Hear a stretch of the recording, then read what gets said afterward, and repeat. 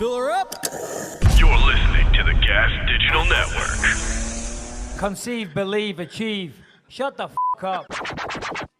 And new undisputed UFC middleweight champion of the world, Michael the Count Bisping. This is Believe You Me on the Gas Digital Network. Holy shit. There he goes. For the audio listeners, Michael Bisping doing the Running Man right now. Moonwalking across the room. This is the type of commitment this man has to the show. He is ready to rock, back up and about after just a few days after a very intensive surgery. Michael Bisping, how are you feeling? A very intensive surgery indeed. And running about, I am not. Merely moving like something that will resemble... what was he called? Gollum from Lord of the Rings is kind of how I'm walking these days. It's very bad. I got to lean on everything and make a lot of noise. I sound like a little constipated old age pensioner as I'm moving through the house. It's not good. It's very, very painful. I'm taking pain pills from the moment I wake up to the moment I fall asleep because I have to get them through the night. I had to go back to the doctor and get them re-upped for something more stronger. It's been pretty bloody miserable, if I'm honest. But, you know, I mean, that's the way it goes. It's going to get worse before it gets better. And I think another week or so, and I'll be out of the woods. And to be honest with you, at the very least, when when the smoke clears, you're just going to have a minor opiate addiction. So fuck it, right? Worth it. That's what I say. Oh, yeah, absolutely. I mean, this is what I'm on. Jesus Christ. See all these pills? I mean, these are what I'm on a daily basis, right? And there's a lot of high-strength opioids in there. And one of my good friends, Jason from Playline's like, Mike, don't take all them. They're not good for you. I'm like, dude, they just chopped into my leg, ripped out my knee, and put in a metal one, okay? If ever there was a time to take opioids, now is the time. I am taking them what they were designed for. Okay, I'm not taking them for recreational purposes. I'm not doing it to get high. I'm not taking, I'm not drinking during the day and all the rest of it. I'm literally taking them as the doctor prescribed for pain reasons. And unfortunately, I'm on some very, very, very, very strong shit. Yeah, I'm jealous. That's all I heard is you're on some strong shit. So I'm like, that sounds awesome, man. I don't know. Maybe we can just figure out a Saturday night we can get together and party.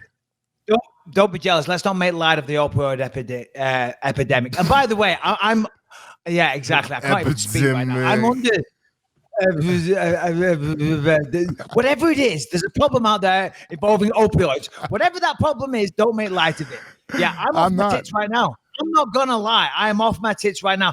And if I argue with anybody and I get a little weird, then I apologize. Because I find myself sporadically arguing with Rebecca and the kids for no reason whatsoever. But it's because I'm not myself. I'm under the influence of medication. Just be a little patient, Lewis. I'm being very patient, and I want the fans out there. I mean, if you listen to the show regularly, which I'm assuming a small percentage of people are new listeners, but most people are regular listeners. I think we have a fairly high retention rate for the believers. You can hear it in Michael Bisping's voice. This man is on some disco shit right now. He is fucking slurring. If anytime he tries to say a word with Am I slurring? Anytime more than 3 syllables, yeah. If there's a word with more than 3 syllables, then it starts to fall apart. Let's try it. Give me a shot, baby boy. Okay, give me a 3-syllable word. What? Preferential. That's 4. Preferential. Okay, that was pretty good. Say preferential. Say sporadically. Sporadically. Okay. I feel like when it's in the wild, when you I was going to say just singularizing or just like saying 3 syllables, like that isn't hard. But when you're trying to speak fast, keep up with a professionally trained stand-up comedian, talk, and then in the middle of that, throw them in, whilst the brain is like thinking about something completely other. Yeah, maybe there's a little slurring comes in. I tell you what, they cut me open. They cut me open real good, put a new knee in. The doctors played it down. I got to say, the doctors have done a fantastic job. I'm very, very confident, but they played it down, baby boy. Even when I left, I said, when do you think I could at least like do the stationary bike, the Peloton bike at my house? He goes, oh, tomorrow. I'm like, no way. He said, yeah, I'm telling you. I woke up the next day. I have never been in such horrific pain in my life. I literally felt somebody had blasted me with a 12-bore shotgun and I was led on the kitchen floor dying. That's how I felt. The pain was astronomical. And then when the physio came on Saturday to do some training, he said, I said, how long until I can walk again? He said, about 4 to 6 weeks. I'm like, what? I said, how long until I can, just live a normal life and work out? He said, probably 4 to 6 months. Wow. I'm like, okay. I said, I'm telling you right now, within 1 month, I'm going to be back on my feet, training, doing whatever I need, riding a bike, maybe not running because that's like the last one I can do. But I'm telling you, I'm going to beat all of these markers. Can I just say that I think everyone right now is listening and they're inspired? Maybe some of them threw some Rocky music on in the middle of that speech. That was incredible. I mean, I'm inspired right now. I just want to get up and I want to get out there. But as your friend, can I say maybe just listen to the doctors, let yourself heal in a way. What are you jazz hands at me? What was that? No. Listen, this is the perfect scenario. This is for once in my life. See, I fucked everything up. I never listened to the doctor. Okay, with my eye, that was probably my fault. The fact that I lost my vision, probably my fault. I pushed it too far too soon. I went back to physical. No, but it's true. I didn't necessarily listen to the doctor's orders. I'm that kind of guy. Some may call me a hero. Some may call me a man's man. But I'm not going to sit on the couch and be a lazy fat fuck. You know what I mean? I want to get moving. The physiotherapist said, in this situation, the more I do, the better it's going to be. So the more I sit on my ass, the more I sit on my ass and let it all kind of swell together and the muscles lock in a weird position, the harder it's going to be. The more I can get up and walk and move and get riding a bike and all the rest of it, basically, the better it is. So in this situation, me being a knucklehead that doesn't listen to a doctor will actually help me. Good. Well, that's good. Yeah, because I watched my son's mother has back issues. She's had back issues since I've known her, since her 20s. And her back she kind of pulled her back, whatever it was. And then she was back in the gym the next week. Her back had felt better. And I was like, you should probably give it another week. Just heal yourself up a little bit. Take your time. Sure enough, she's in the gym, just like walking on a treadmill. She pinches a nerve again. And then she's out for like another month. I think that's good. It's good to hear that you're going to be up and running. I'm excited because if you have 4 to 6 months, there's no way you're going to beat us in the body competition. And also, hold on, I need to say something. If the body competition needs to be a little bit more clear. It's not just as simple as like, oh, who has a better body? That's fucking psychotic. Okay, Michael Bisping only enters competitions he knows he's going to win. Okay, if it was something that he did, if he was out of his comfort zone, i.e., Fighting Funny, the fucking hit TV show that I wanted to sell, out of his comfort zone, Michael Bisping not willing to step, right? But yeah, of course, take your shirt off, look great on fucking camera. You're literally 2 weeks away from that at any given moment. You could even fucking do crunches right now. I'm not impressed, Michael Bisping. Literally, I got into a business where you don't know you're gonna win, okay? It's the hardest sport in the world, but yeah, I only take challenges where I know I can win. And also, once again, we spoke about this a couple of shows ago, maybe on the last show. I'm not sure. The medication's got me a little blurry. But every time you're looking for agreement, you turn to the back, you look through the glass, you're looking at Harrington, you're looking at Brian, you're like, this motherfucker can beat us right now. You're looking for them to agree. Not my fault that you're all out of shape, okay? Not my fault that you can't look after yourself. It's not my fault that I think of you in a way that I could immediately come around from surgery and call you out to a fight, to a challenge, to a fist fight. Brian, Harrington, roll the tape. If we can. Okay, how do you feel? I'm drowsy. I got a little pain. I'm totally numb from my waist down. I can't feel a goddamn thing. I can't even feel my penis. I think it's way beyond what Blue Chew can do. I'm drowsy. I haven't eaten. As I say, I can't walk. I'm numb as hell. I'm in pain. But I'll still beat the fuck out of Luis J. Gomez with one hand. Whoa. So, numb from the waist down. Numb from the waist down. What happened to you? Is your knee under there? Okay, don't move it. It's okay. Okay. How messed up do I look? Ooh. That's not too bad. Nothing to look So the at. surgery was about 3 hours. Anyway, yeah. In that the moment, swelling came up. I literally, and I really mean this. I swear to God, I swear, I really believe this in my soul. My son's life, I really believe this. May I say this? In that moment, Please. I would fucking destroy you. In that moment, you're all hopped up on medications. You just came out of surgery. You're groggy. You have one knee. It's all fucked up. I mean, in that moment, I think if there's ever a time I'm beating you in a physical fight, right there and then, I mean, all over the hospital. I just fucking drag you out of the bed, fucking ground and pound. The nurses are like, get off me, bitch. Boom, boom, boom. No chance. You have no chance in that moment. Obviously, being an alpha male, I initially went to the response of, no, you wouldn't. I could take you and all the rest of it. But I remember when the nurse came in to like see if I could actually walk yet, so I could get ready to leave the place, with a walker and whatnot. I'm like, yeah, sure. But as I said on the video there, I was numb from the waist down. They gave me an epidural in my back. So literally, I couldn't feel my groin or anything. Like if I felt my dick, I could feel it in my hand, but that was it. I felt there was something in my hand, but it was totally numb, which is a horrifying experience. But then when I tried to stand up, I just fell over straight away. And they had to catch me. They're like, no, get back in bed, Michael. And me being a knucklehead, I'm like, no, I'm good. Trust me, I'm good. And I tried to stand up again, and I just fell over again. They're like, Michael, get in the bed. We'll leave you alone for a few hours. We'll come back and see you. Relax, drink some water. So, yeah, you might come in there. You might kick the fuck out of me, but you would never beat me. I would literally just be taking your inconsequential blows, right? Letting the surface damage tally up. There'd be a little reddening of the face, a little blood coming from the nose. But I'd be like, as soon as this epidural wears off, you are a dead man, my friend. You are a dead fucking man. Anyway, just real quick before we move on, because people are probably sick of hearing us talk about this. Talking of the opioids, my God. I mean, yeah, they are very, very strong. But last night, I'm going to stop taking them. I'm on these slow release ones. They last 5 or 6 hours. I take one in the morning, try and take one in the night. And then if they get a bit painful during the day, I take some more. But the first few nights, obviously, I was having to take more because the surgery was fresh. And yeah, last night I was hallucinating pretty badly. And it started off, it was just like weird things. And then I'm sitting there and I'm watching TV. Rebecca had fallen asleep. And then I saw like an animated demon crawl out of the floor and then quickly run up a pole and disappear into the ceiling. Right. I just saw it and I was like, huh, weird.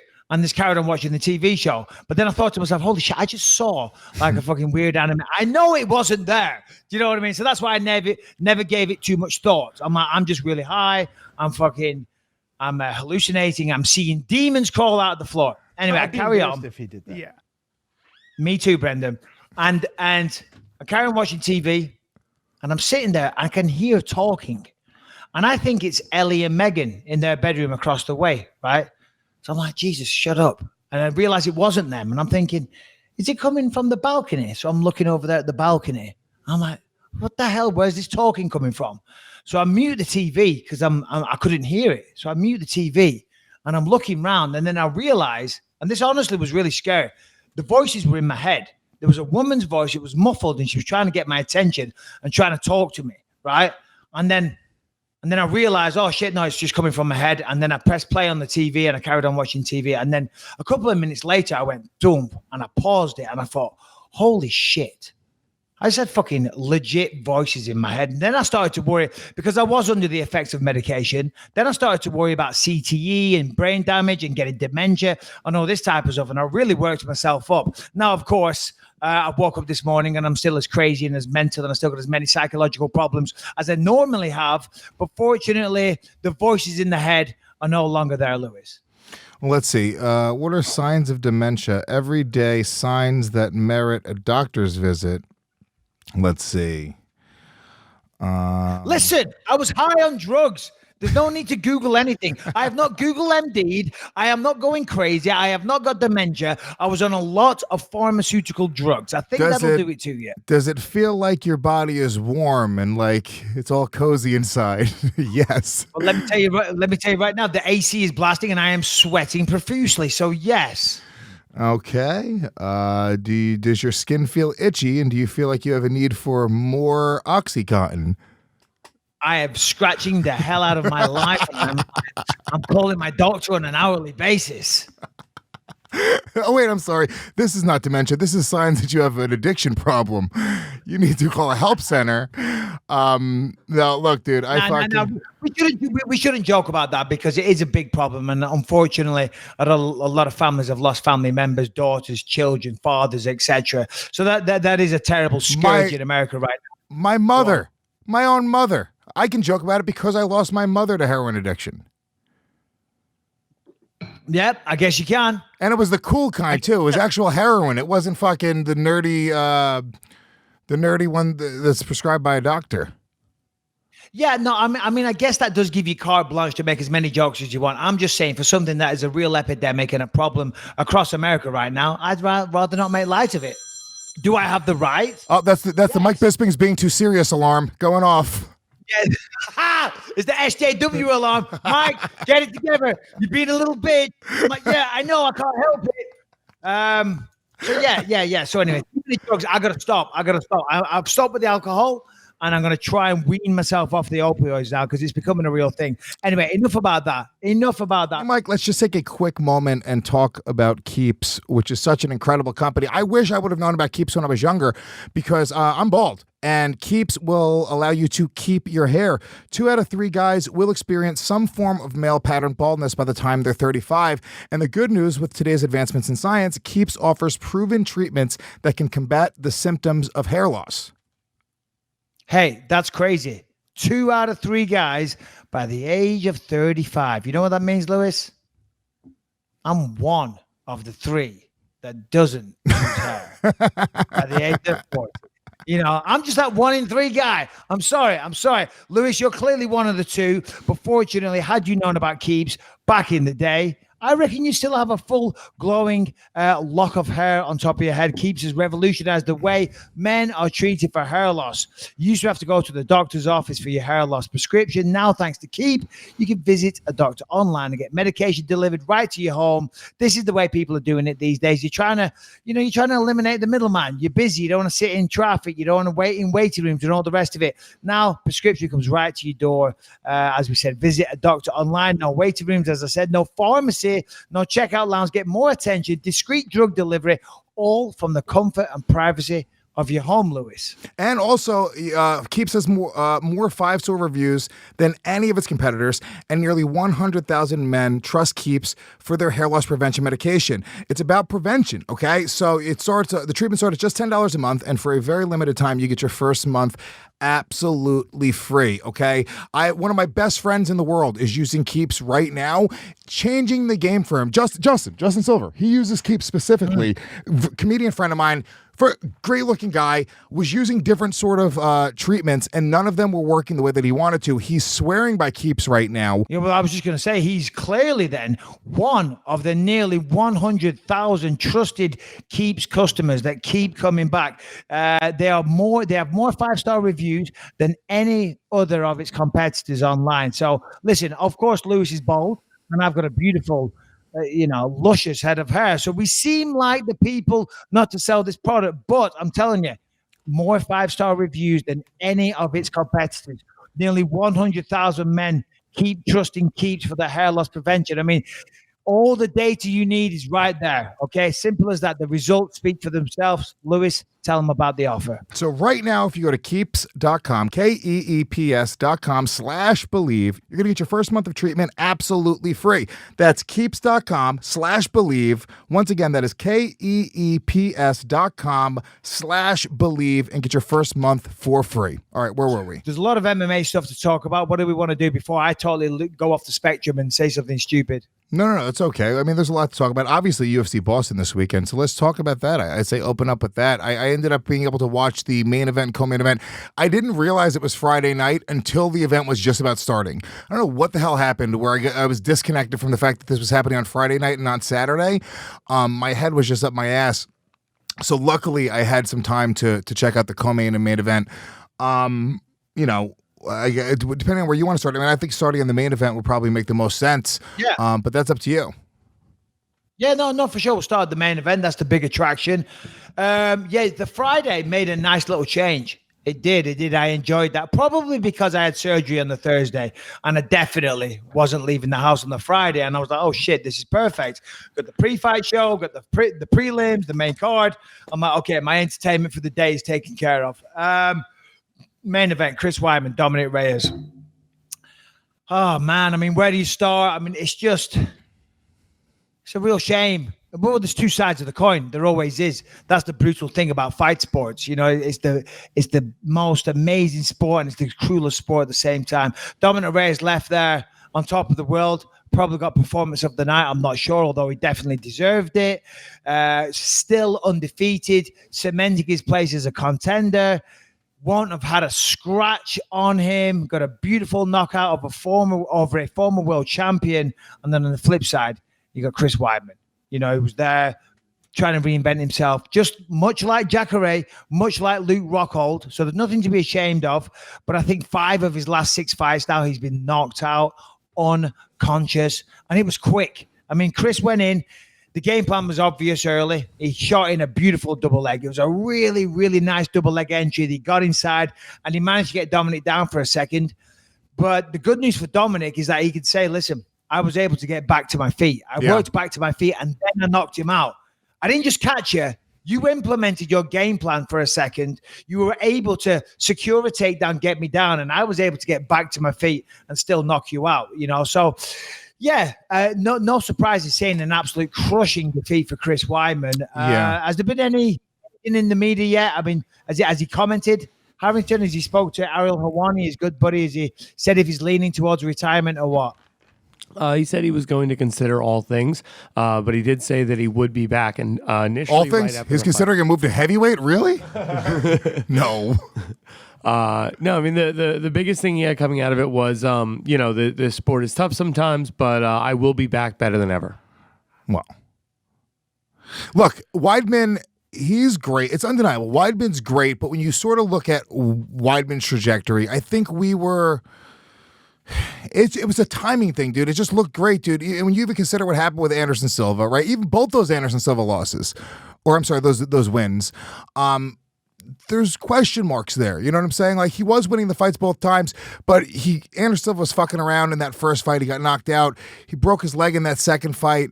But sort of after that, Weidman started having some real trouble. I think he beat Lyoto Machida, which just isn't as impressive now that you sort of look back. But I think we sort of put a lot of stock in Weidman being that dude, and a move up to light heavyweight after coming off a few tough losses at middleweight against an undefeated guy who's really long, really physically gifted. I mean, there was not much of a path to victory there for him. So the thing is, and I didn't want to use this occasion to take a dump on Chris Weidman, but you bring something up there. You talked about his trajectory, his run to the title and things like that. And I was always critical of it, to be honest, because I was out there in the UFC since 2006, fighting all comers, fucking, you know what I mean? Main events, co-main events, taking on hard fights, all the rest of it. And he came into the UFC and... You know, he got a title shot really, really quickly. I think he sat on the sidelines for almost 18 months and then got a title shot after sitting on the sidelines for a while, as I said. So I was always critical of that. And me and Chris, because of that, we did go back and forth in the media and whatnot. Now I'm retired. You know, I have nothing against Chris. I wish him the best. Him and his team, they're all great people. But to my point, he made his debut against Alicia Sakara. He wasn't a bad opponent back in the day. Then he beat a guy called, well, it was the great Jesse Bongfeld. I mean, Jesse Bongfeld. Then he beat Tom Lawler. You know, again, respectable win, to be honest. And then it was Damian Maia and Martin Munoz. Damian Maia, Martin Munoz, decent wins. You can't hate on that. And then he was out for a while, and then it was Anderson Silva.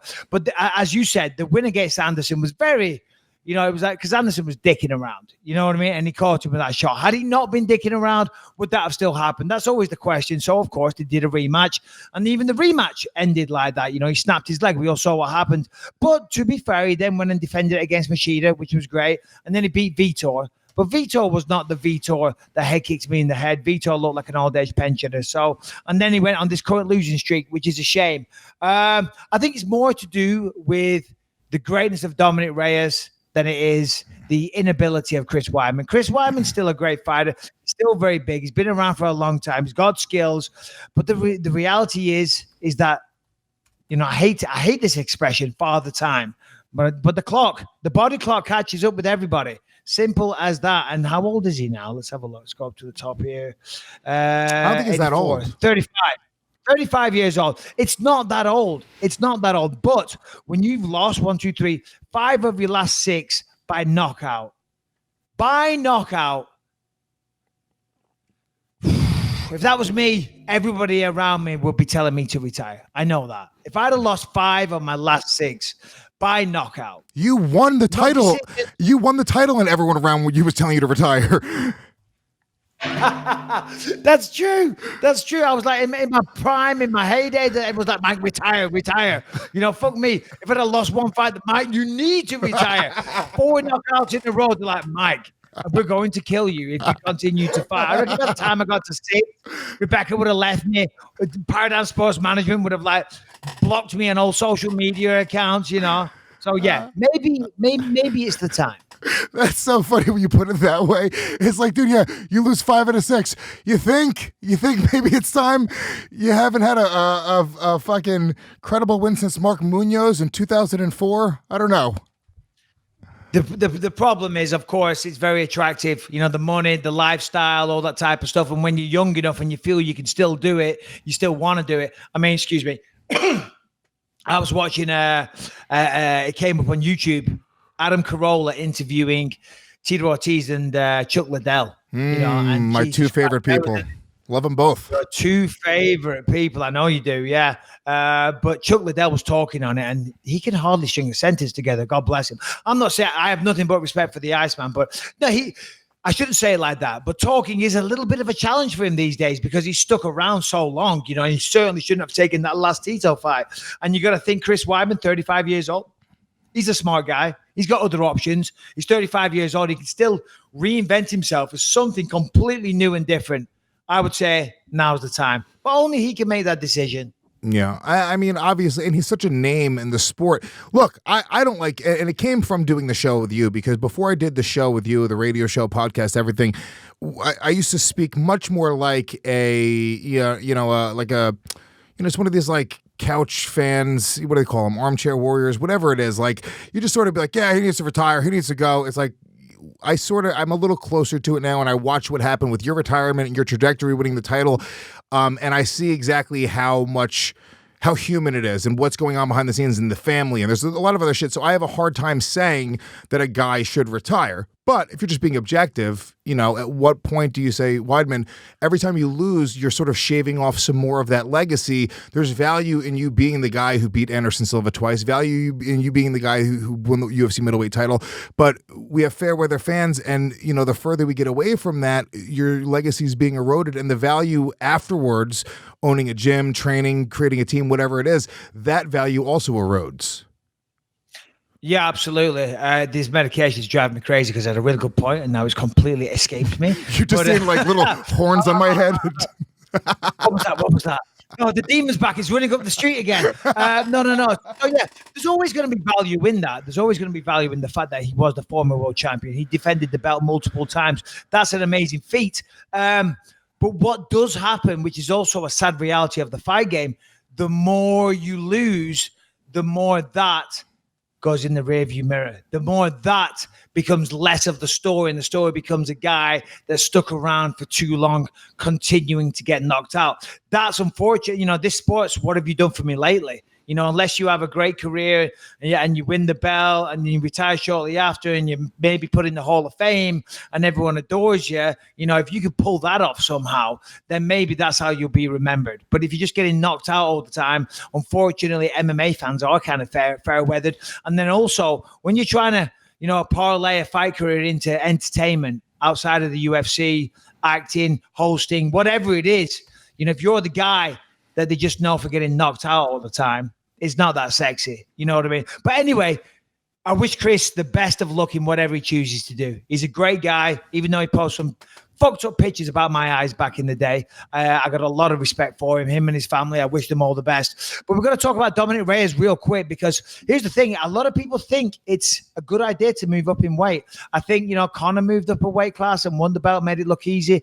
DC went up a weight class and knocked out Stipe, made it look easy. Everyone's thinking, I'm just going to jump up a weight class.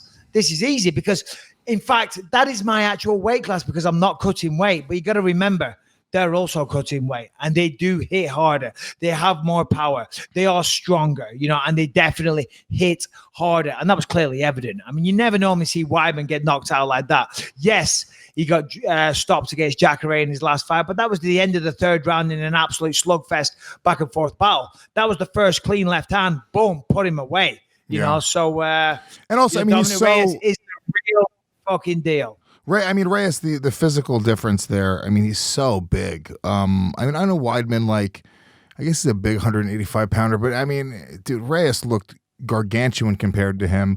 It's a weird thing though, because now they're saying, all right, well, what's next for Reyes? He should fight John Jones. It's kind of weird to even be having that conversation after he beats Chris Weidman. And it's not a knock on Chris Weidman. It just is what it is. It's Chris Weidman's debut at 205. He's, he hasn't looked great in recent years. Where it's a great win, it's a big high-profile win. I think it's more impressive to beat Ovince St. Preux or Jared Cannonier than it was to beat a middleweight Chris Weidman. So he's sort of in a weird position now. I don't know if he's ready for John Jones yet. That conversation is kind of, I don't know. I think it's a little bit too early to put him against John Jones, but also at the same time, 12-0, you never know. He just might be the guy.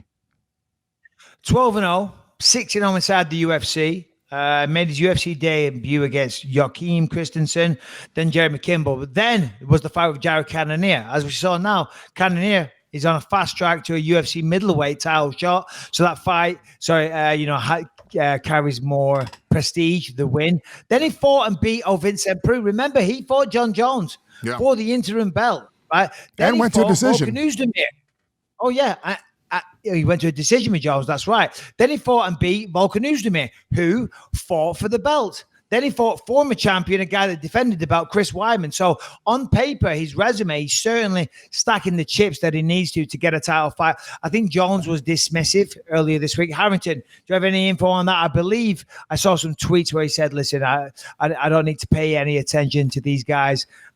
Something like that. Is there any truth to what I'm saying, or did I totally imagine that along with the voices in my head? Yeah, essentially what he said was, everybody comes up, talks shit, then gets slept. The same thing will happen to you when talking about Reyes. He said that nobody really interested in all that much. He said he's already won the Adesanya War of Words, so that bores him now. And the biggest thing for him is just waiting for Stipe versus DC, see who wins that, and maybe head up in a few months' time to heavyweight. Wow. That'd be actually really cool to see Jones step up and face the winner of Stipe or DC. Well, if Stipe wins, he'll fight Stipe. DC wins or loses, he's going to retire. We all know that. But yeah, we'll talk about that some other day. All right, let's just take a quick second to talk about So-Right. So-Right.com. We've talked about these before. It's a beautiful, very, very uninvasive, minimalistic piece of molded plastic that is basically used to kind of mimic a masseuse's forearms, elbows, whatever it is they need to get into nooks and crannies, certain parts of your body. They replicate that with this piece of plastic. Now, you got to do your work yourself, but they do work. And now, of course, I've just had surgery, but I'm reinventing myself. New knee, new me. Just you wait and see. And one of the things I'm working on is the range of motion, because my range of motion is terrible. New knee, new me, Lewis. You're going to hear that a lot coming up. Still, the range of motion is bad. I've been using the So-Right just in the shoulders there, and it's perfect. You haven't got to drive down, waste an hour, go and see a masseuse, sitting in traffic, all the stuff. It's right there. Also, whenever you can be bothered. Sometimes you might just want to do 5 minutes, not 30 minutes, just 2 minutes. I try and use it when I get out of bed and before I go to bed, and then I try and have a little 10 minutes in the afternoon. A lot of people have said that about Michael Bisping. They said the reason that he lost his title was his range of motion. If you had So-Right before your title fight, fight, there's a good chance you would still have that title. Am I wrong or am I right?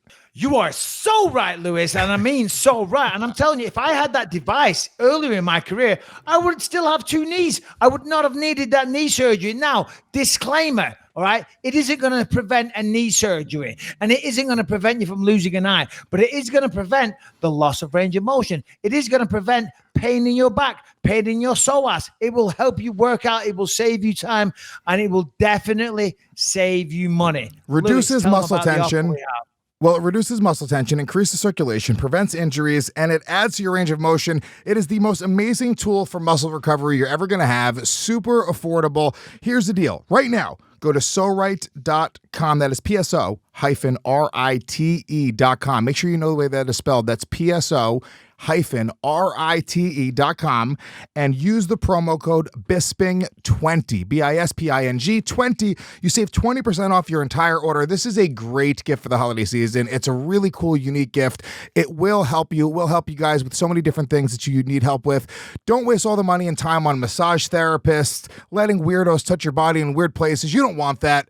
So Right is where it's at, PSO-RITE.com. Use that promo code BISPING20 and save 20%. All right, let's get back into it. Co-main event. I mean, I'll just start off like this. You know, I'm not supposed to be biased, and I'm not being biased, but how can you not love Jeremy Stephens? I mean, because he went out there, he had a tough first 2 rounds, man. A very tough first 2 rounds, but then poured it on him in the 3rd round. And, you know, he's just a true fighter. You know, has the true spirit of a fighter, and he always has my respect. But what did you think of the fight, Lewis? Incredible. I mean, incredible. Obviously, fight of the night.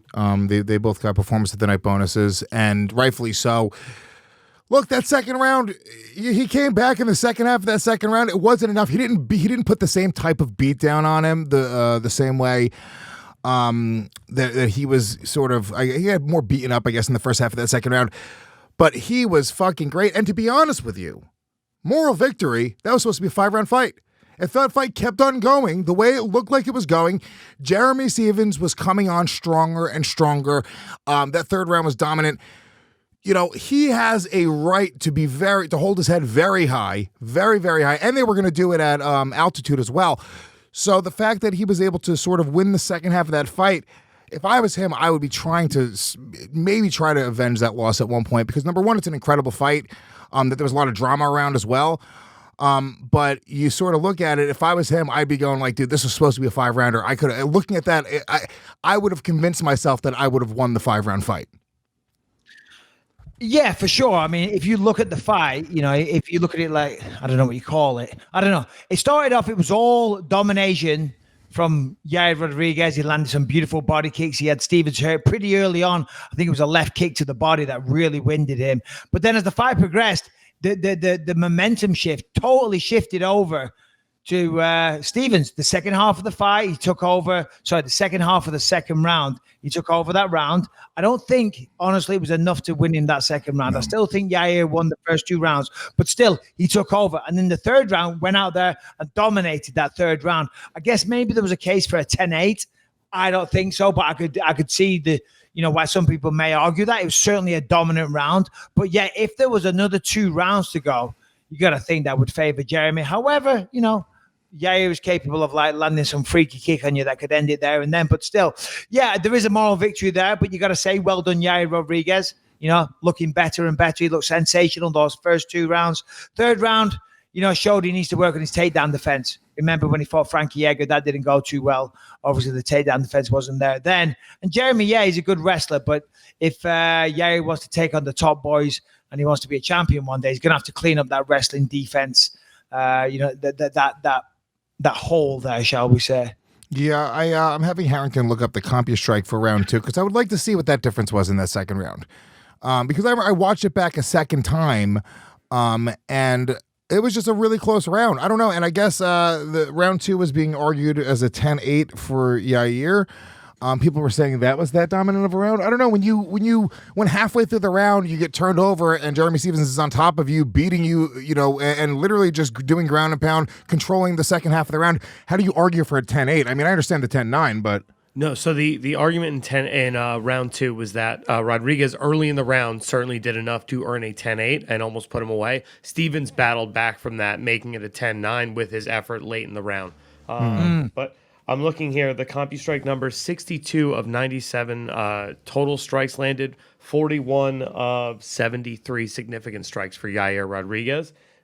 Stevens was 21 of 34 total strikes, 11 of them significant. Yeah, just nowhere near. Yeah, you're right. It was nowhere near as close. I think it was just when you look at the grappling, when somebody's on top, you just forget exactly how active Yair was being, and he really had him hurt. Really had him hurt bad. Everyone thought that second round it was going to get stopped. Yair's a beast. Was really.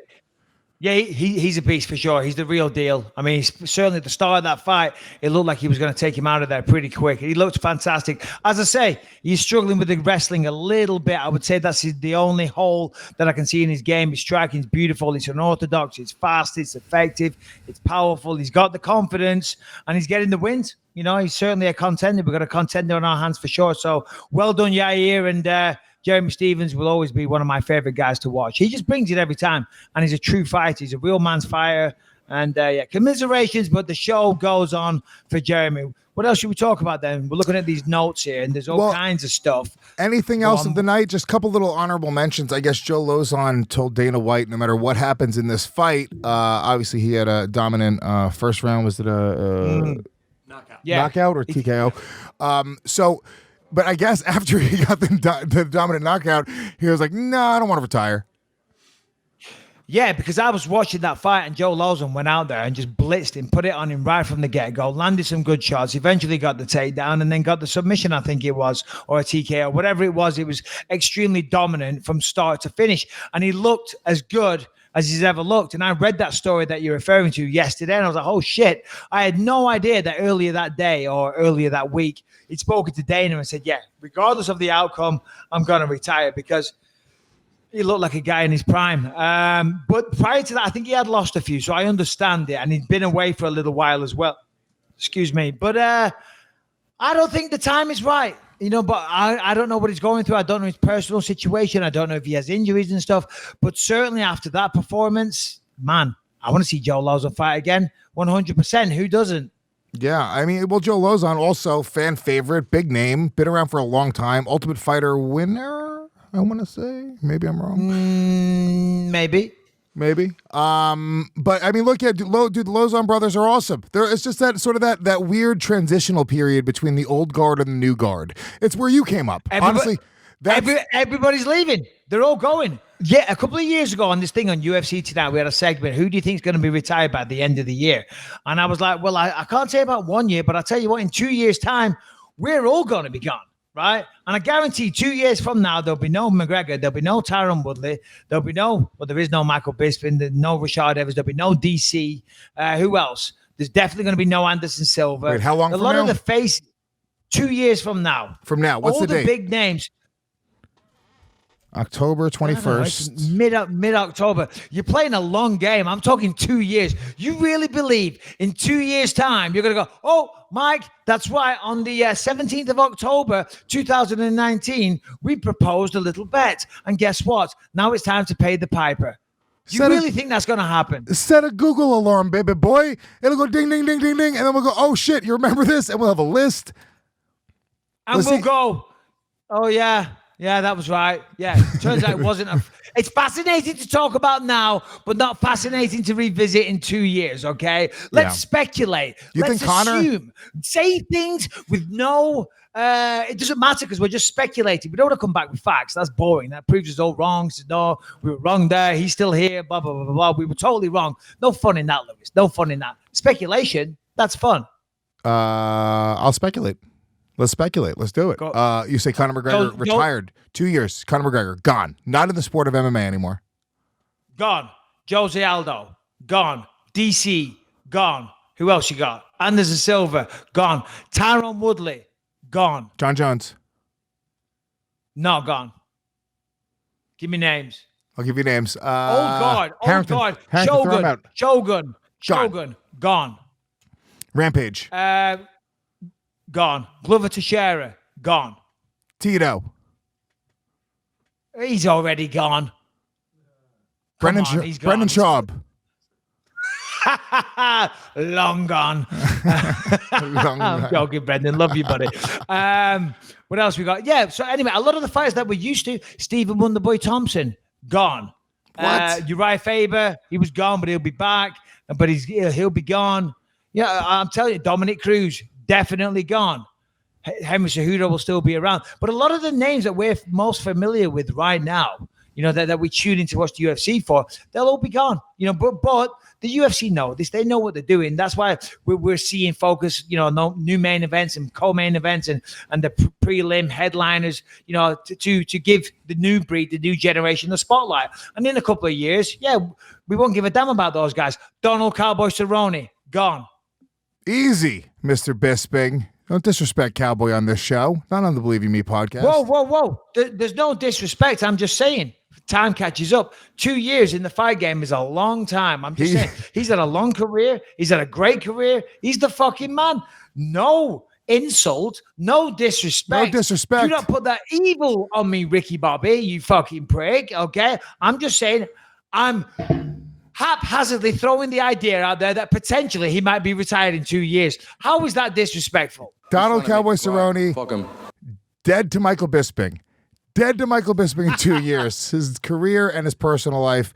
Conor, I don't know, but it's kind of interesting because you're saying this and you're right. The UFC does a great job, at building these brands, and you got to understand what happened there. If Conor McGregor spent his career fighting for one fighting championship or Bellator or any other brand, he would not be the superstar that he is today. There's no debate about it. The UFC understands how to build that brand. And it's interesting because Dana White, I guess he's getting some shit about this. He said that Conor is no longer the dude. I'm paraphrasing.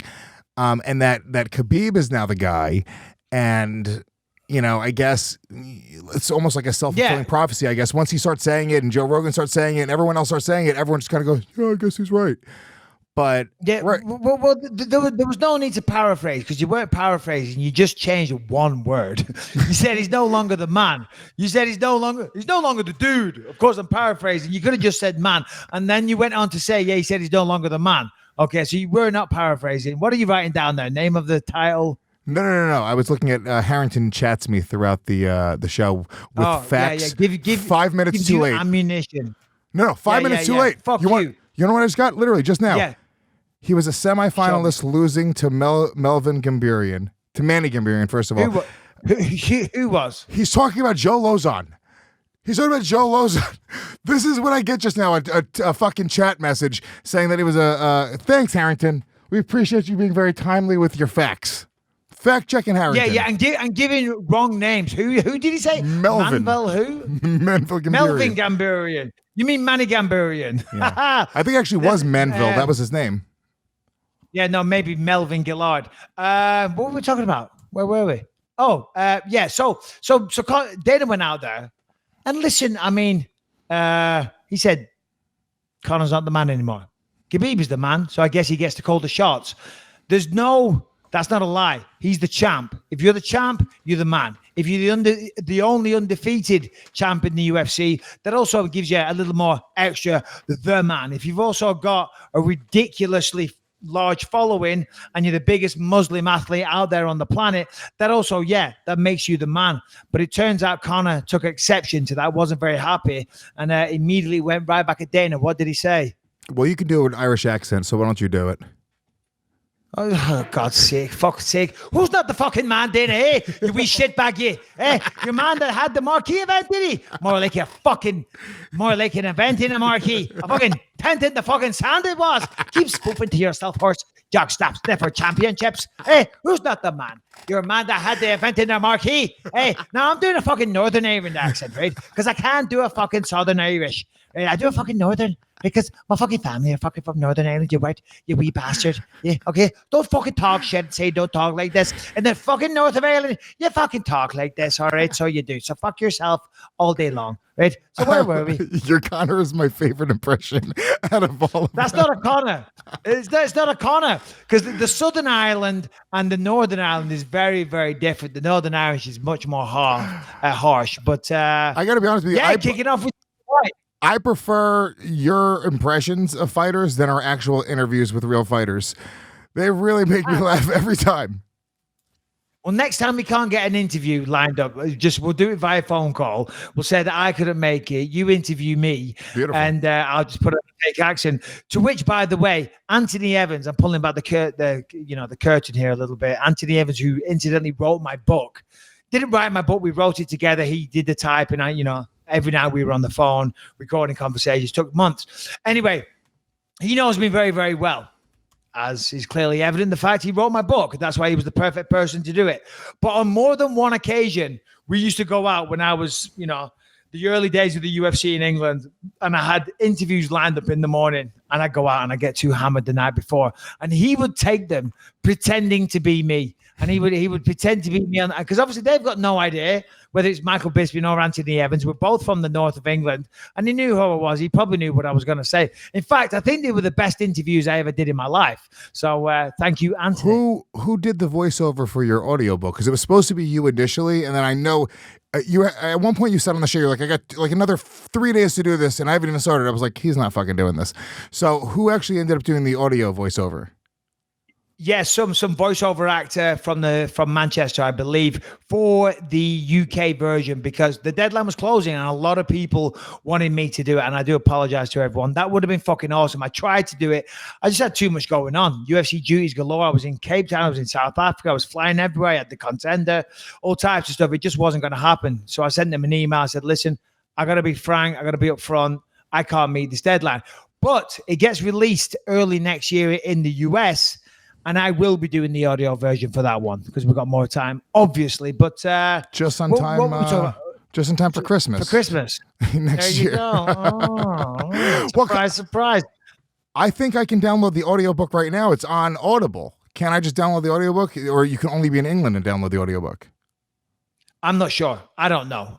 The ins and outs. I haven't read the contract. Funnily enough, I haven't tried to buy it. I haven't tried to buy it because I don't need to. Do you know what I mean? Do you have that sample?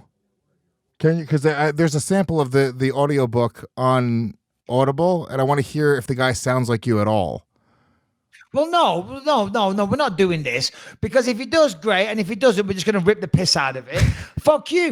We're not going to fucking make fun of the audio version of my book live on the podcast for a couple of laughs and effect sales. So if you want to mock, you do it on your own time, baby boy. Right? My autobiography is a beautiful, nice piece of art, and you give it the respect it's due. Anyway, can we get back on track 20 times?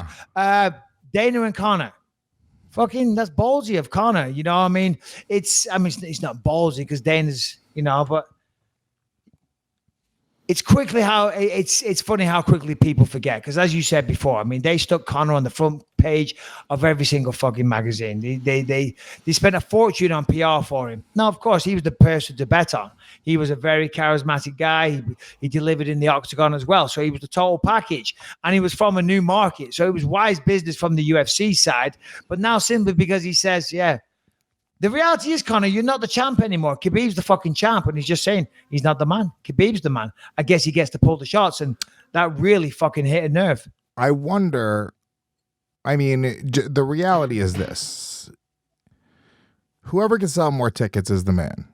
Yes, Khabib in a very literal sense is the man. He has the title. In that sense, fucking Weili Zhang's the man and Connor's not the man. Weili Zhang's not the fucking man. Let's get real, okay? If the title means, it means to a certain degree, but when it comes down to it, I don't know that Conor McGregor still won't be the highest paid man in mixed martial arts whenever he comes back. Right. I'm not a huge Conor fan. I respect a lot what he's done for the sport, but we've taken our own shots at him on this show. But Conor sort of has this thing where if he comes back, as much as Dana White and the UFC sort of want to save face, I feel like he sort of calls the shots at the very least for his career. I know Dana White said that he wants him to fight. Who was it? It was either Cowboy or Gaethje, which is, Gaethje versus Conor is such an incredible fight, but if you're Conor, is there much upside in that fight? No upside at all. And of course, he was calling out Frankie Edgar. Thanks, babe. He was calling out Frankie Edgar and trying to make that fight happen. Of course, Frankie accepted, but Dana's put the kibosh on that as well. He said, no, doesn't make sense. Doesn't make for Frankie. Doesn't make sense for Frankie. And doesn't make sense for Conor. And it doesn't make sense for the UFC either. I mean, because you got to think in that fight, more than likely, Conor would have a good night at the office. It's a guy that's way smaller than him. Okay, admittedly, does have a stylistic matchup that will give Conor problems, admittedly. But still, size is a big factor here, and here's a guy that was going down to 135.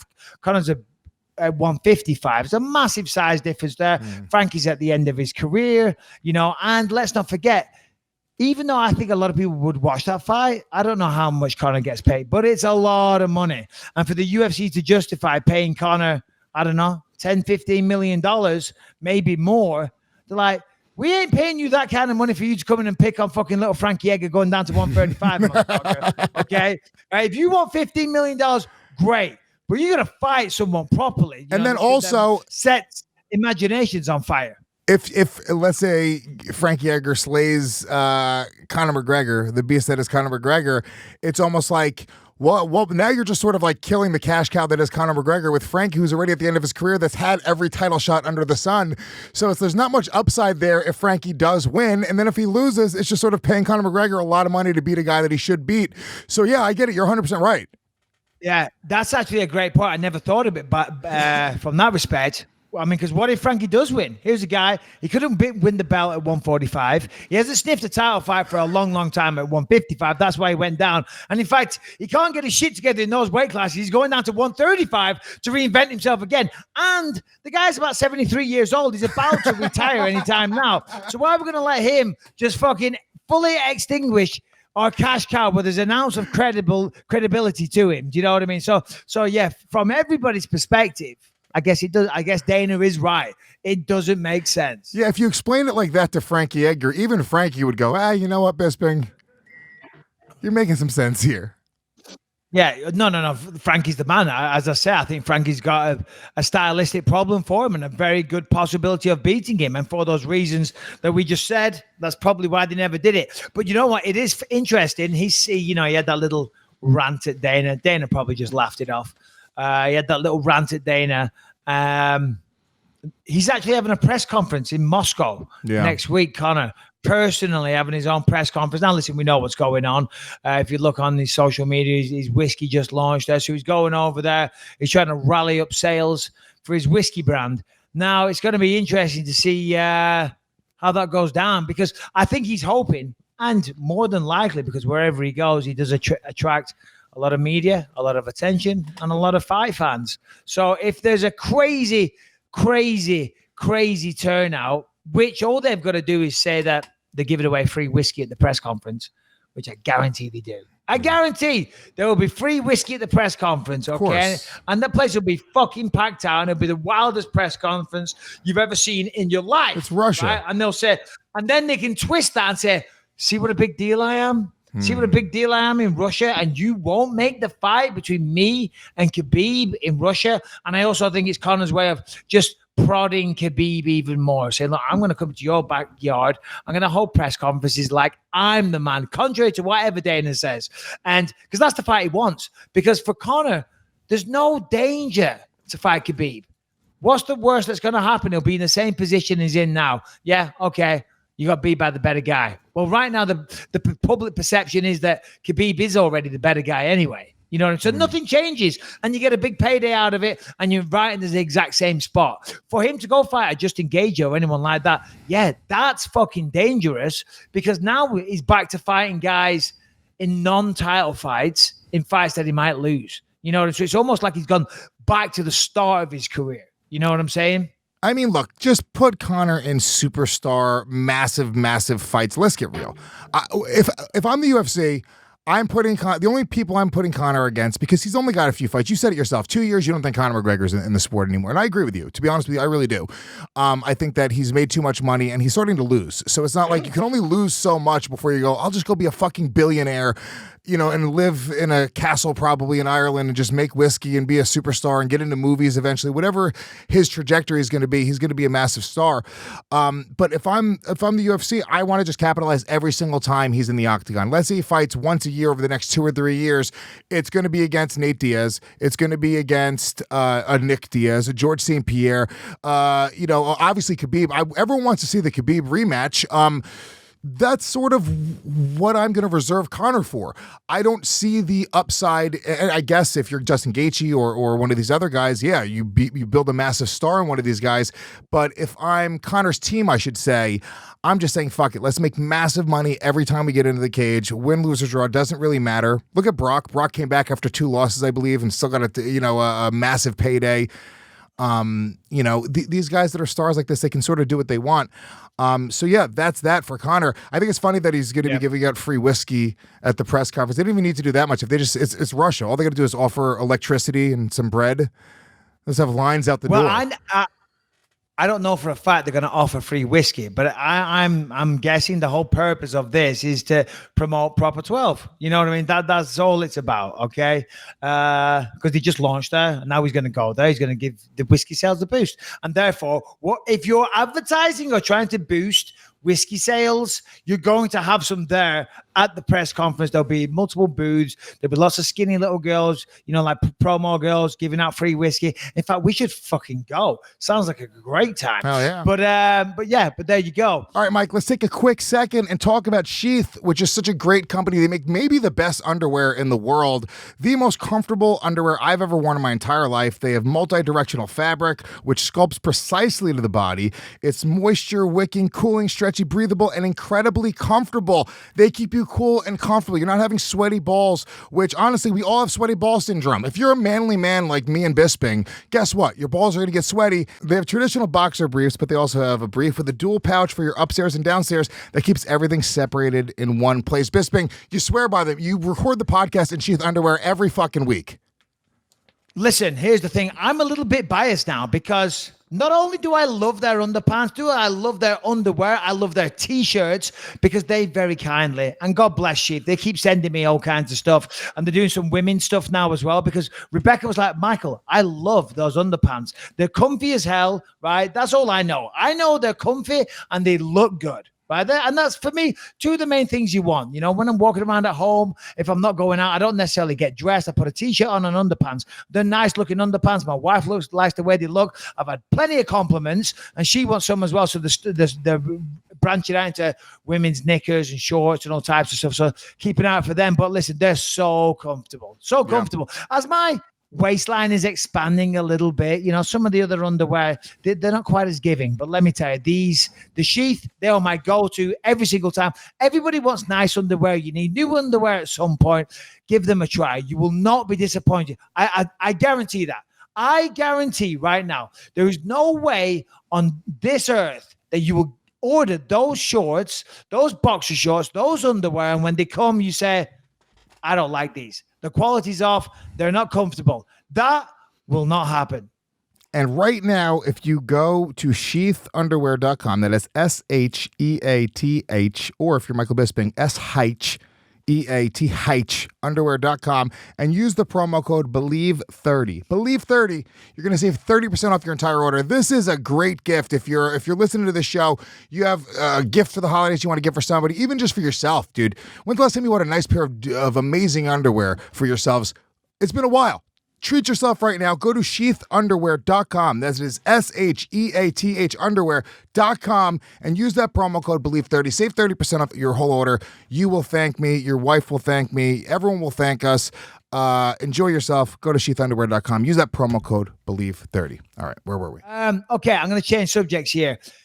I said I didn't want to talk about it to Harrington, but he puts it in the news all the time. Okay, so now, and you wanted to talk about it as well, Lewis, so I'll give you a chance. What? The floor is yours. What are you talking about? Paige Van Zandt. I know you want to talk about her. What is No, going on? Harrington? I don't even care about Paige Van Zandt. Lewis? No. You prefaced it before we even went live. So Paige Van Zandt, take it away. In-depth analysis. What have we got? Well, Mike, I'm just trying to do my best here as a journalist, right? Paige Van Zandt shared some photos over the weekend that makes me think the 125-pound standout may be looking at making a jump to bantamweight. Oh, yeah, she's looking a little bit thicker. I get what you're saying. This is an interesting story. I like this. We can get into this. So, Mike, what do you think? Well, I mean, listen. Now you mention it, it's funnily enough that I feel there is a real complexity that needs to be discussed around the weight classes that women are in. And I think you should leave this shot on the screen for a little bit longer, just while I take a closer look. The only thing is, what has she got in her hand? Oh no, it's a floor. It's a floor event. So it kind of looks like she's holding a cigarette. That kind of kills it. Harrington, so let me tell you this. So you've got the nerve and the audacity to look at this picture of this young girl in her bikini, flaunting on Instagram, feeling cute, might delete later type of thing, although that's all she does these days. So God bless her. You got to play to your strengths. And you look at this, Harrington, and you, Lewis, and the first thing that you think is, oh my God, she's put a few pounds on. She needs to lose a few. Maybe she's going up a weight class. I mean, because, yeah, you wouldn't be seen dead in bed with her, Harrington, right? I'm assuming. I mean, because she's way too fat for you. Mike, I don't know what you're talking about. I see an athlete. I see nothing but a specimen of fighting in front of me, and that's the only thing that I'm looking at is where does this body stack up against the other killers at 135 right now? Yeah. And to be honest with you, Harrington, I'll tell you right now, I just want to get this off my chest. I think she looks great at this weight class. I think maybe moving up, this might be a way to reinvent herself. And to be honest with you, I think that she's a very commendable, great young woman, and she's just. I'll tell you this. Listen, my wife is floating about, but she's not an idiot. She doesn't mind. She looks fucking great. It's a great physique. I don't see if there's any. She doesn't look like she's carrying any weight to me. I do find it curious though. She does have that gap between her legs. Her thighs aren't touching at all. Right? Do you reckon she's photoshopped in a bit of that skirting board, that white? Because I think she looks great, but her thighs should be touching, I would say. You think so? But I think that's a sign of a fucking fit chick, right? If their thighs don't touch. Is that supposed to be a thing? Yeah. Lewis, the thigh gap is a thing. A thigh gap is a thing. It's supposed to, if you have a thigh gap. The thigh gap is a thing. Again, last week, what we were trying to break down, two fighters that Vito Belfort, I knew them in detail, right? I'm 40 years old. I've been married for a long time. Right? I'm a successful guy in multiple genres of life. You're going to fucking Harrington. You're going to Harrington. Listen, I know he slays pussy. I know he's a killer on the dance floor. I know that, you got to lock up your daughters whenever Harrington's around, but please, come on. Now, Harrington, tell us more about the thigh gap. Well, it's a mark of fitness for women. It got popular around 2014, 2015. Yeah. The pose is just to stand exactly like that, about feet shoulder length apart. And if there's a gap in your thighs, you're doing all right. And then if you're not, yeah. So here's what I've noticed though: she's not standing shoulder width apart. Look at the right leg. It's a little bit like the right leg's a little bit out. Like she put her right foot in, she put her right foot out, she put her right foot in, she shook it all about. Did it to get the thigh gap. She's all doing right, okay. No photoshopping. Wait a minute, no Photoshop, but you're right. Tactical stance. And here's the thing: she has 30 of these photos in her phone, right? Every angle possible, and then the one that had the perfect thigh gap, she went click. That's it. Okay, so we're gonna do topless shots, okay, for our body challenge, but we need to have a good thigh gap in there, okay? If there isn't a thigh gap in the shots, okay, from any of the believers, we're serious.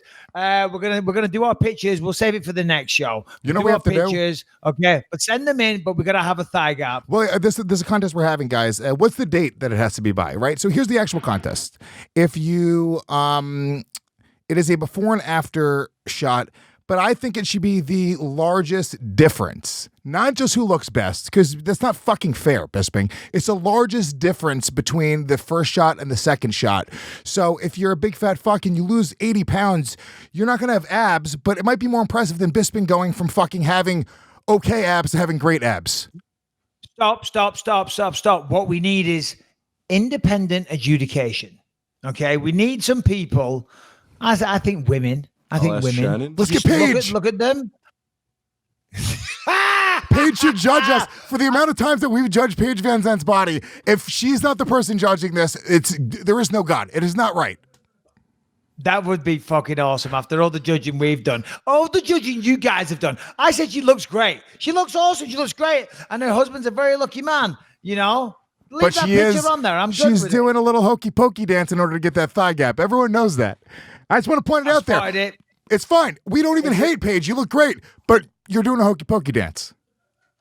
I've learned something today. You got to separate the legs, turn the foot out, and there you go. You present the perfect thigh gap. Okay. All right. There you go. If you see me just standing weirdly, next time I'm flexing for a picture in the gym, like, Michael, why are your legs spread so wide?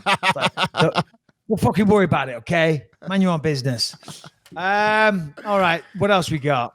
All right. So this is, I mean, I guess this is sort of a little bit of a follow-up because we said it was going to happen. Bigfoot Silva got knocked out this past weekend, bare knuckle boxing via Gabe Gonzaga. I didn't watch it. I haven't been watching the events. No. Yeah, too much going on, too much MMA to sort of, I don't have to really get there yet. Look, the more guys that get into it, it is more intriguing. The first time I heard about it, I was like, yeah, I have no interest. And now I have almost no interest, but it's better than no interest. Oh, yeah, no, for sure. I mean, I'll be honest, it just wasn't on my radar whatsoever. You know, no disrespect to either of them. I've known Antonio Silva for a long time. He came out to train with us in England and the team I was with in 2004. In fact, the very first day I went there, that's why I went there. They were looking for sparring partners for Antonio Bigfoot Silva. And back then he weighed about 140 kilo, which is like 300 pounds almost. He was fucking gigantic. And all he was doing, he came over from Brazil and was just destroying everybody on the UK regional scene. There was a guy back in the day that was like the man. Okay, he was a multiple weight division champion, Tengiz Todorovic, I think his name was, and he was like, you know, he was the badass that everyone knew. Fuck, Tengiz. Oh shit, Tengiz is coming. He's gonna wreck shop. Bigfoot came out here. Oh my God, he threw fucking Tengiz around like he was a little kid. It was like me beating up Lucas. I swear to God, that's what it looked like. I felt sorry for him. And I've seen Tengiz beat the fuck out of people. And Bigfoot, that's how bad he was in those days. And I mean bad in a good sense. Yes, I've done Bigfoot for a while. Here we go. We're taking a look at it here. Oh, there's Gabe Gonzaga just pouring it on Bigfoot. Couple of uppercuts, drops a right hand or a left hand. Puts him straight down. That was nasty. I mean, listen, talk about it all the time. God bless them both. They're making money. Good for them. Commiserations, Bigfoot. Well done, Gabe Gonzaga. It's nice to see these old school guys still getting paid.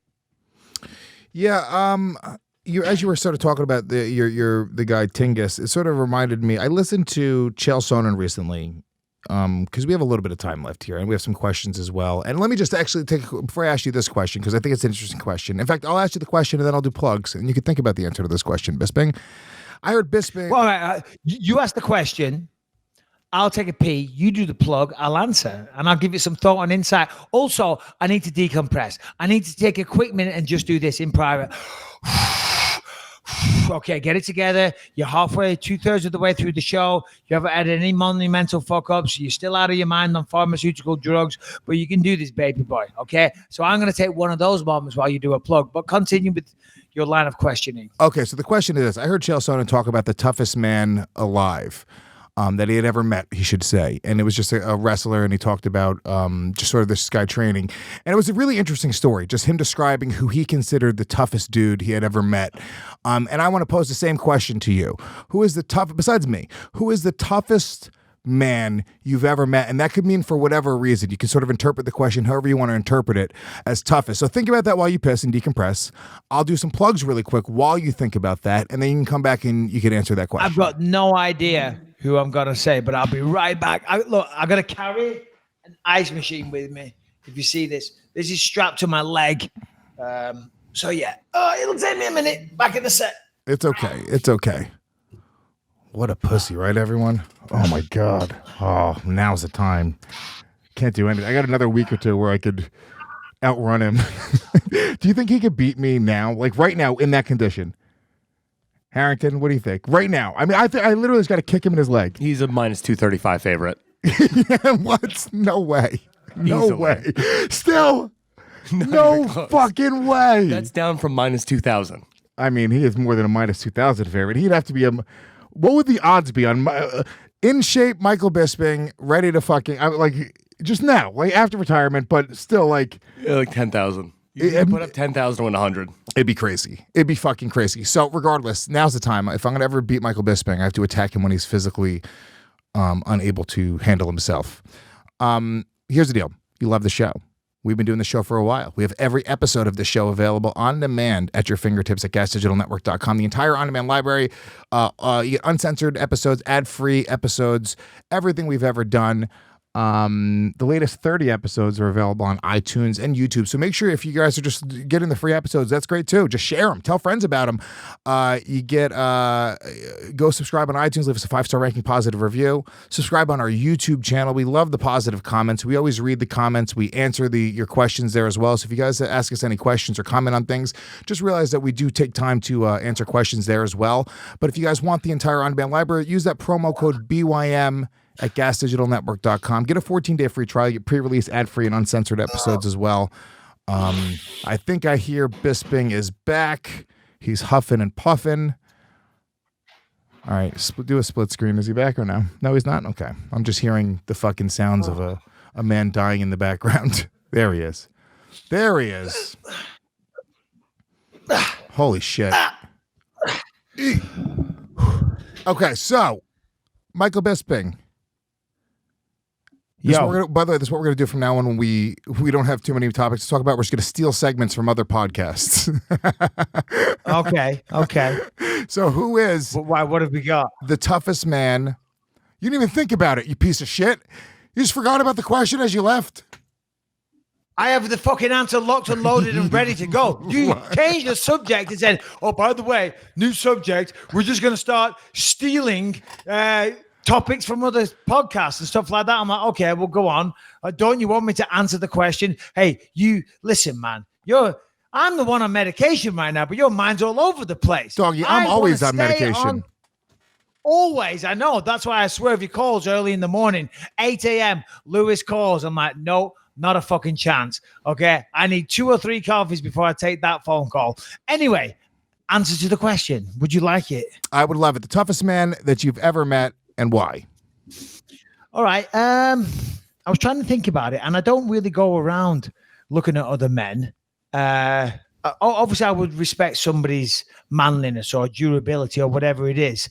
And I got it, and I couldn't really think of anybody. And then I thought, my brother Conrad, right? Obviously, when we were younger, he was probably the toughest man I knew. And when I say toughest, that's the old-fashioned, get into fights. Conrad, he was absolute gigantic beast of a man. He was a sergeant major in the army. He was a serious dude. He was tough as fuck. He's the only man to beat the shit out of me multiple times. You felt good whenever we were going into a situation and Conrad was there. It was it was like going into a situation with a bulletproof vest on. It's fine. Fucking Conrad's here, bro. Because he was a fucking maniac. If you think I'm bad, Conrad was a fucking maniac. And we had some very good times as a kid. And we've definitely got a couple of books we can write there. Believe you me. And I'm not kidding. But the reason I say toughness is because, I've spoke about it a few times. Obviously, he had an accident in the army. A guy came up. He was in the prime of his career. St. Helens Rugby Club, which is a big rugby club, they wanted to sign him as a professional rugby player as well. So his life was on the verge of, turning around and becoming a professional athlete. He always loved rugby. And then, of course, that little shit in the army stuck a pickaxe in his head, right? And then ever since then, he's like 99% blind, severe tunnel vision, severe epilepsy, has fits all the time. He will never, ever work again as a 24/7 carer. He'll never drive. He'll never, he's just not the same. He's just not the same. But he'll fucking forever have my respect because you never, ever hear him complain and feel sorry for himself, and he had his life snapped away from him at a young age. I would say it was 2003, I believe. So that was 16 years ago. I was 24. He was probably about 27, 26, 27 years old in the prime of his youth, and had it snatched away. And then after all that, after them thinking he wouldn't make it, they thought he was going to die, and the priest coming and reading last rites and all the rest of it. He comes around, he's trying to rip all these tubes out of his brain. He's asking for a cigarette and a coffee. I'm like, wow, he's fine. But of course, he came around and, he's got severe brain damage. But then he goes on and he becomes, he gets on the national team for shot put and discus. He was trying out to be on the Paralympics, and I just thought, fuck me. You know what I mean? Here's me. I'll be honest, going through a little fucking mini feeling sorry for myself session because I'm having a knee replacement, and it's self-induced. I did it to myself, and this is all to fix me. So in the long run, it's all going to help me out, my quality of life. Here's someone that never chose that. But as I say, the main thing, that's why I say the toughest I ever met, because I've never heard him once say on the phone, fucking bored silly. What the fuck? What's the point of life anymore? I can't do anything. I sit here. I can't run around with my kids. I can't do this. I can't do that. Do you know what I mean? So in that respect, from that angle, yeah, I'd say that's the toughest guy I know. Yeah, and I mean, it does put it into perspective, because I'm not sure exactly how much you were considering that or thinking about that over the past few days, but I mean, it's easy to feel bad for yourself. You think of, whatever it is, the worst thing that's happening to you in your life right now, right? I can think of some just annoying things happening in my life, right? Whatever it is, just little stupid things.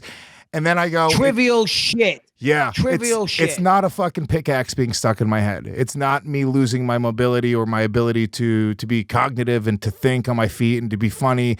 Even as we're talking about guys retiring from fighting, you think about something like that where a simple accident, you or I couldn't be able to be quick-witted and have these conversations and to be funny or be, in the moment, and that could sort of be taken away from you. And I think that when you sort of go, woe is me, and you think about your worst day, my worst day probably ever is nowhere near as bad as Conrad's first day or worst day. And, you have to sort of be reminded of those stories sometimes to appreciate what you have going on in life. And even as you said that, I started going like, fuck, dude, life's pretty good, to be honest. Yeah, no, for sure. I mean, we all complain about it. And again, we're sitting here in blessed, fortunate positions. We have a successful podcast. You're a successful comedian. I've fucking had a great fight career. It's like, oh, we're taking a moment. We sound like these assholes that get awards at the fucking Emmys and whatnot. But that's not what we're doing. We're just saying, listen, we're in great positions. I mean, it's hard for my brother. It really is. That's why we don't speak very often. And I gotta do better at that. We don't talk on the phone very much, because it's hard for me. I'm thinking, well, what am I going to say? Do you know what I mean? Oh, I was flying here. I was in Sao Paulo. I'm going to England next week. I'm living this great, wonderful life. And I know you're just sat at home with fucking brain damage and can't do too much. Do you know what I mean? So it's difficult for me, but I got to get better at staying in contact with him, Yeah, that is hard, dude. That's fucking, you don't really consider that, man. It's easier to sort of keep it out of sight and out of mind. I see that happening a lot with whatever friends or family, whatever it is, you sort of blind yourself to the fucking bad shit that's going on. It's honestly, it's a selfish thing. I do it all the time. Like, I just don't want to deal with it, whatever it is. Hey, listen, Jesus Christ. I mean, not so much this weekend, because this was to be expected. I knew I was going to be in absolute agony. I knew I was going to be, bound to the couch and the bed, and that's about it. I've been sitting outside in the sun and doing a bit of reading. I mean, to be honest, it sounds fucking pleasant. My buddy called me yesterday. He lives in Toronto. He said it's 5 degrees freeze. He said, what are you doing? I'm sat in my underpants in the back garden. I'm reading a book and I'm having a beer. Do you know what I mean? That's a vacation to some people. Do you know what I mean? But I'm feeling sorry for myself. Your life is so hard. You're sitting by a fucking pool. You got a gorgeous wife just fanning you off, feeding you grapes. You have maybe the best life ever right now. Yeah, it's fucking great. And I've got a reason to take drugs and be off my face, by doctor's orders. No, but, prior to that, sometimes life just gets you down. It does, and you all have your good days and your bad days. And regardless of how much you look at someone's life and you think, wow, they've really got it made, all the superficial bullshit, none of that really matters when it comes down to it. Yeah, of course, money can't buy you happiness, but it sure as hell helps you deal with the misery of life. Do you know what I mean? The shit that really gets you down. Yeah. You know what I mean? The bills and like all that type of stuff, those pressures, it eradicates those pressures, but it doesn't help you other than that. Do you know what I mean? It doesn't help your mental space if you got, real problems, if there's sickness in your family and things like that. So, you can still be depressed. And I'll be honest, I was close to being a victim. I was close to feeling a bit sorry for myself, and I've got fucking no reason to. I've got no reason to be, you know what I mean, whatsoever. You know, I've had a great career. I've got a beautiful wife. I've got children. I live in a nice place. I got a roof above me. You know, I've got cash in the bank. No reason to feel sorry for myself. You could have a golden knee, but you opted for a cheaper knee. It's not a big deal. Anyway, a little bit annoyed at that. You could have a nicer knee. Simple as that, but that's okay. A little bit annoyed. I saw it. I put it on Instagram. A fucking solid gold knee. I'm like, that is dope. I want one of those. Didn't even give me the option. Stainless steel. Wow. Shitty stainless steel. One day, when I'm dead and buried and they dig up my body, right, the people of the future, they'll see the metal knee and they'll just go, working class. Working class for sure. Do they take the gold knee back out of your body after you die? Like, would your family take the gold knee out, melt it down, turn it into spinners? I don't know what they do with it, but yeah, I don't know about that, but I did want my original knee. I said, when you take my knee out, I said, can I have it, please? I want to have it. I want to put it in some like solution in like a clear box. I mean, come on, dude. That's a pretty cool thing to have. A little bit creepy, but if I want my knee. I said, that is my physical possession. I own that knee more than anybody in this world. That's my fucking knee. I want it. He said, yeah, no, it ain't going to resemble a knee. We're just going to chip it apart and hack away at it and just drill it and all types of stuff. So there's not going to be an actual knee. They don't take it out like that. I thought you were trying to put it under your pillow to see if the knee fairy came and left you any sort of treat. I don't know. I don't know England. I don't know English fucking traditions. I don't know what they do over there. I don't know. All I know is that if you're taking a knee out, you put in a metal one in. I'd like to take a gander at the knee. Let me have a look at it. I might get bored after a minute and throw it in the bin. Give it to Alfie to chew on, probably. Do you know what I mean? That dumb fuck will have a field day. But I'm like, I'd like to at least take a look at the knee. Anyway, enough knee for one day. Questions, what have we got? Well, don't have a knee-jerk reaction, Mike. We will get to these questions. I'll be here all night, guys. BYMPod@gmail. Needless to say. Oh, boy. If you want to join the conversation, if you are one of those needy fans that want to be involved, you can shoot us an email at bympod@gmail.com. Not an email.com. That is gmail.com. bympod@gmail.com. Go ahead, Bisping, with your your knee pun. I see it. No, I was just going to say, she's trying to make it ex-kneadingly good. The best I've got. It's the best ex-kneadingly good. It's terrible. Well, let's say Brendan Shaw fucking throws him out. Oh, in fact, let's try it. Come on, give me a knee. Give me a knee. Give me a knee thing. Needed to. Needless to say. What's some other ones? Come on, you're the quick-witted stand-up. Maybe we should make some pizza and knead the dough. Yeah, this is terrible. All I can think of is a racial one. That's all I can think of. What racial Something one? to do with Negro. Negro. Oh, that was good. There's got to be something kind of line. Just go. Okay. So if you want to join the conversation, bympod@gmail.com. Shoot us an email, fan art, whatever it is. We have a few video questions today, right? Yeah, the first one is from Milne Kittner.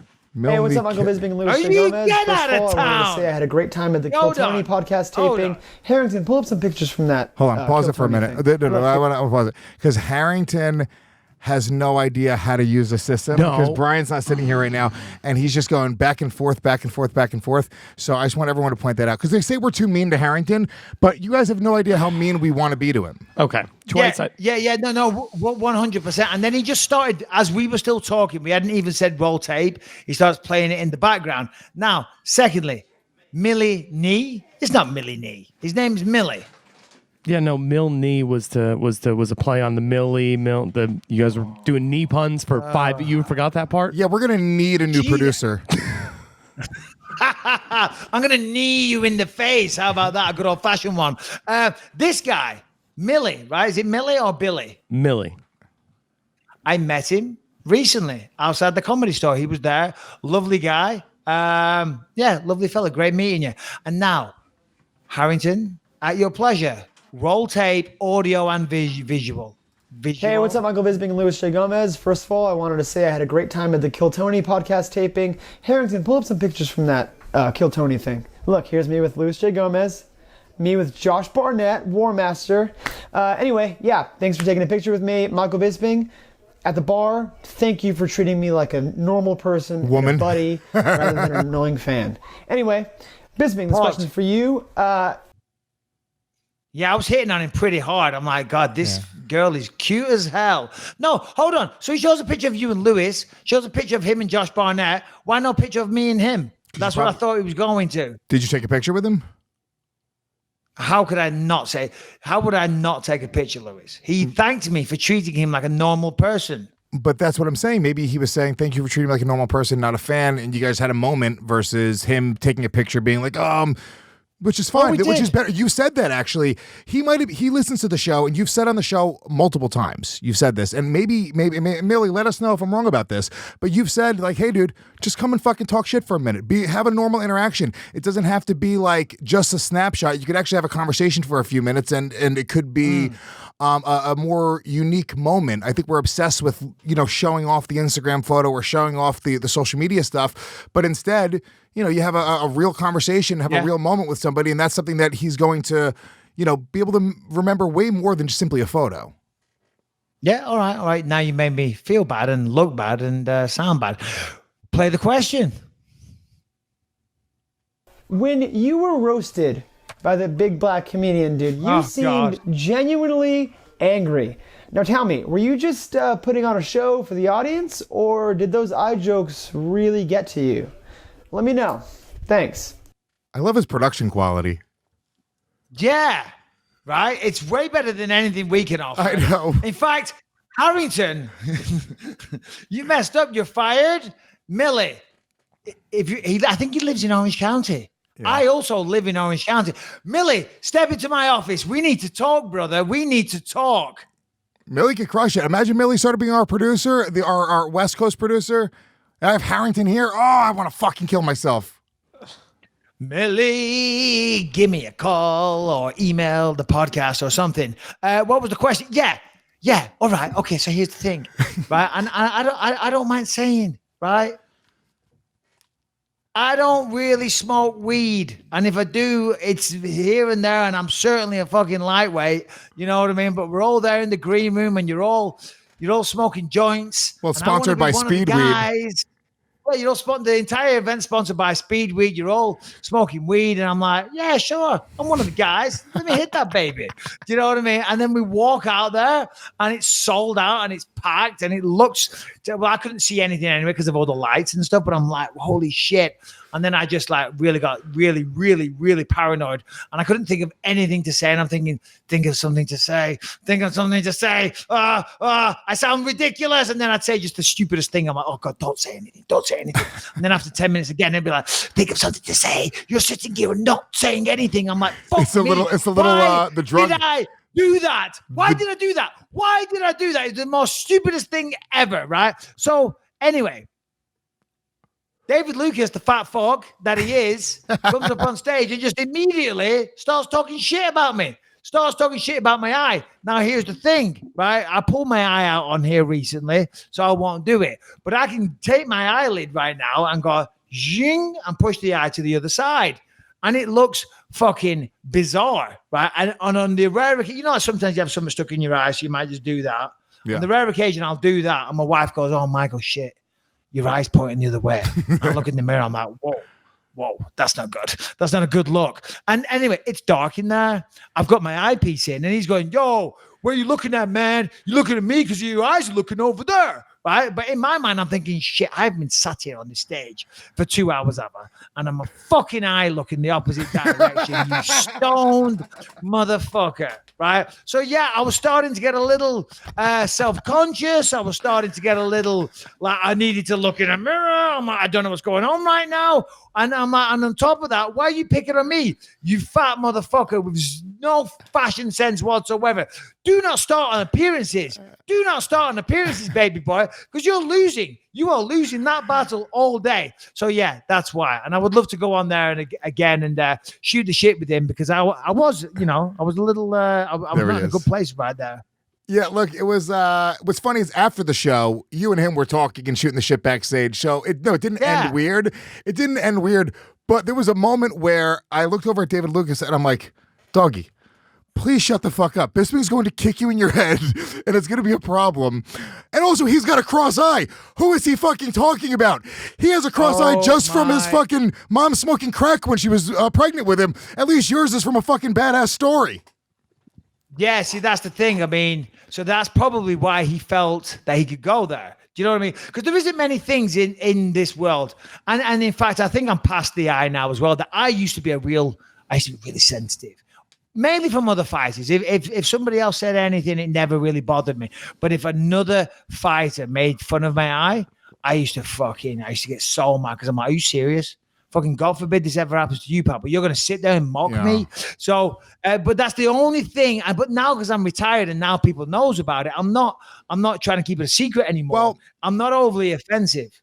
You were never super defensive about it. I mean, literally since I've known you, we've made jokes here and there about it. It's never been something that you've been super defensive about. The reality is I've seen you get upset with fighters in the past and sort of work yourself up into a thing like where you're like, yeah, fuck you, dude. This, I see yourself almost like talk yourself into it because I've seen you talk about Weidman before and I've seen you talk about a few other guys where you really get like passionate where you're like, dude, this could fucking happen to anybody, and it happened off of a guy that was cheating and I got a literal injury that changed my life. Not just your career, not just the fight game, but your life and the way you live your life.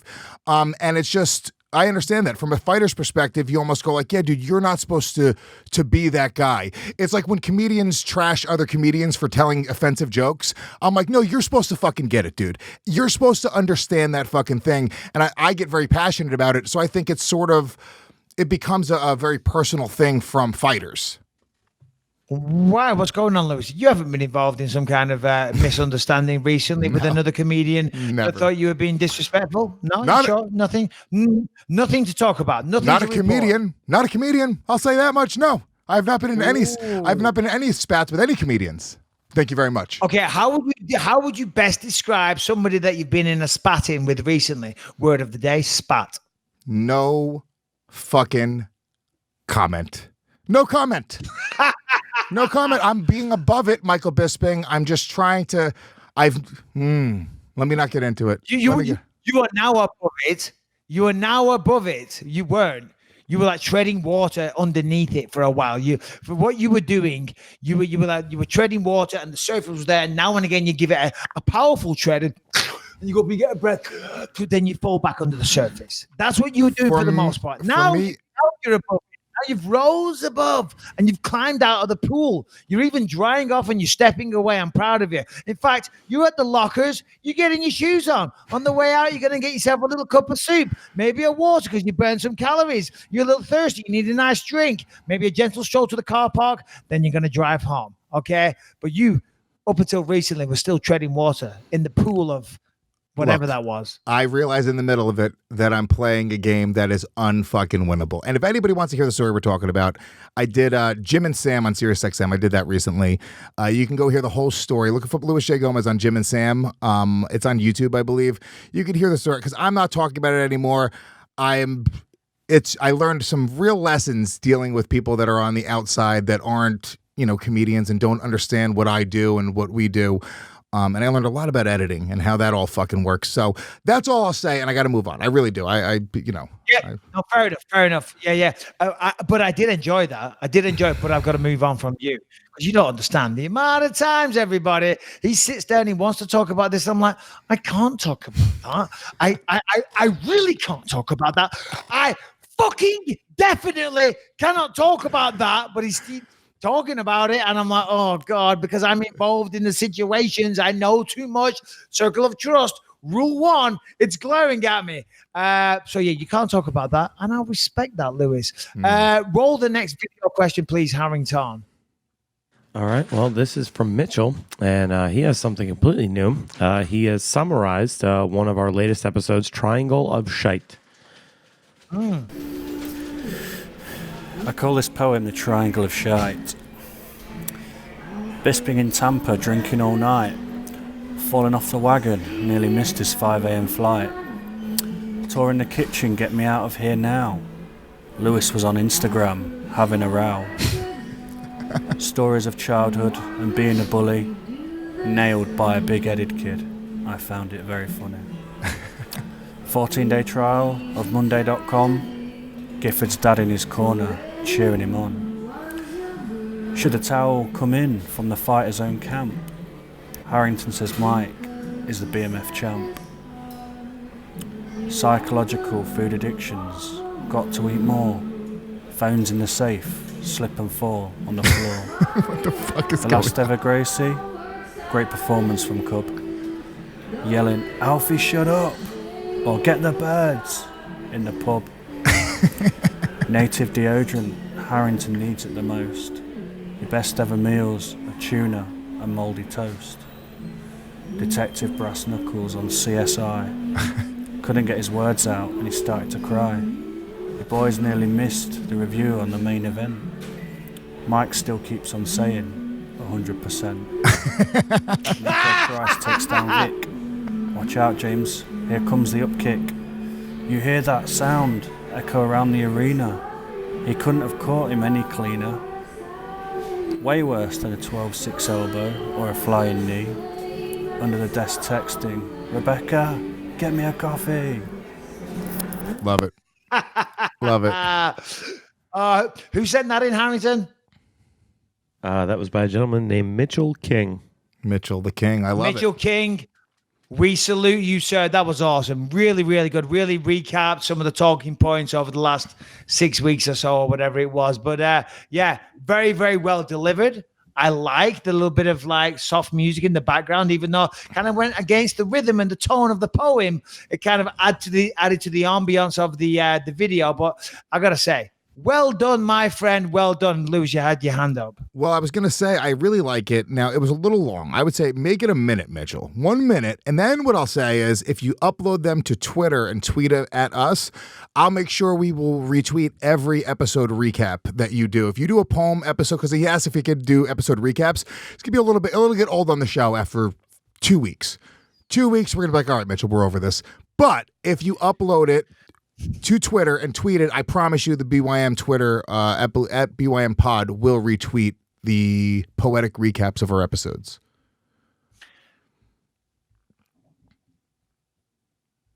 I thought the video was awesome, Mitchell. Sorry, I was trying to respond to what you said, but I wasn't really listening and my mind's drifting, medication. It's a heroin problem.